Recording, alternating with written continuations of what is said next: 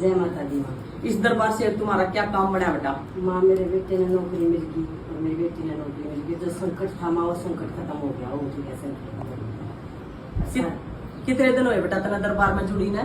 4 महीने हो गए। 4 महीने हुए जुड़ी ने। हाँ माँ। संकट भी कट गया। हाँ माँ। और बेटा और बेटी हाँ। दोनों नौकरी पर चढ़ गए। दोनों नौकरी पर चढ़ गए और मामा खुशी में पढ़ाई है। खुशी में कटाई लेकर आई है। हाँ। बोल साचे दरबार की जुकर भाई। इस बेटी ने भरोसा करे और विश्वास करे बेटा इसने गुरु धारण तक कहीं और ले रखा था बेटी ने, पर संकट नहीं कटा था इस बेटी का।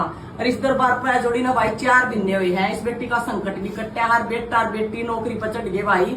और मेरी बेटी कढ़ाई में लेकर आई है खुशी में। बोल साचे दरबार की जक्कर मेरे गुड़गांव में धाम का, जक्कर है मेरे चौक चौराहे का।